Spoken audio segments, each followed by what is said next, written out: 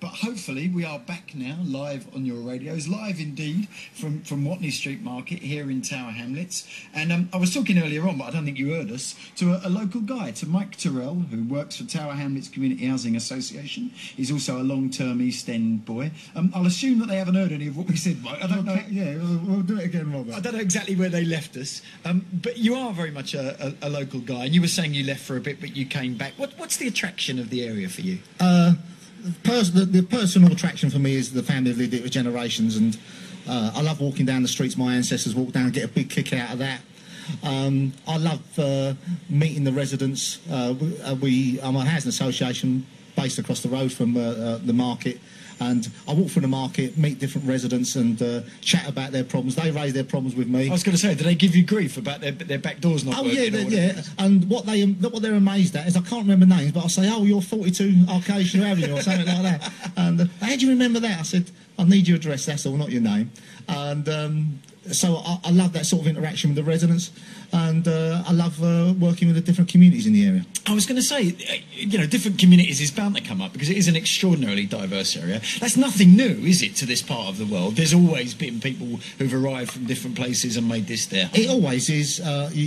When you spoke to your guest Denise Jones earlier, you were talking about some of those communities that arrived here, and all of us in the East End, our ancestors arrived here at some stage. Somewhere, yeah. When I first started found this, I was quite surprised. Found a German ancestry. Well, there was a big German community, wasn't it? I went past the Lutheran church up the road. Well, my great-great-grandmother was baptised there. Really? And across the road, you've also got the German Catholic Church. Yeah. And it was called Little Germany during the 1800s. Wow. But it all got hidden from the First World War. Yeah. So, we never knew we had German ancestors, but quite a lot of us in the East End did, and as a result of that First World War, hid it all. And then Irish, of course. There was a big Irish community, wasn't there? So lots of people can trace their... Well, the best record at the Irish community here is across the road on Sydney Street. We've got an estate, Sydney Street estate, and most of the blocks are named after counties in Ireland. Oh, they really? Which showed you except for one called THCH House. There's THCH House, but most of the counties are Mayo House, Kerry House, or Galway House, all that kind of thing. Because a lot of the councillors in Stepney Borough Council were Irish of origin. And about 100 yards east of there, I guess, you've also got the synagogue, haven't you?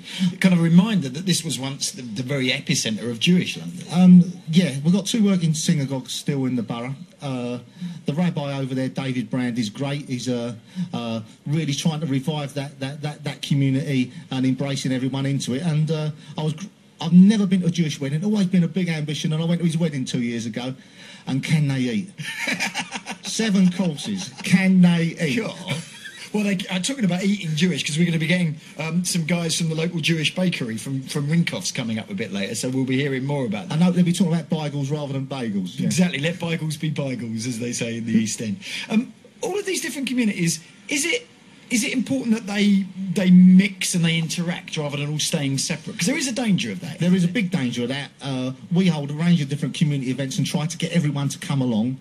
As I say, we're a housing association based here in Shadwell, and we've got most of the properties in the vicinity of the market.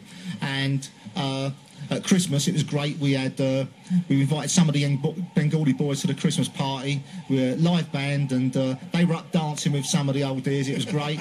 And what was even great was the trend these days for the kids to have their backside hanging out their trousers. They were going around pulling them up. What, the old girls? The old girls were. So it was brilliant. And the other part of that is then we followed that on in the new year in teaching some of the older residents how to use a computer, and it was the young Bengalis that have been doing it to try to build up that sort of relationship. We had our Bengali New Year party in April. Bengali New Year was right, and got to make sure we had a number of white residents come along and get that mix and a bit of understanding.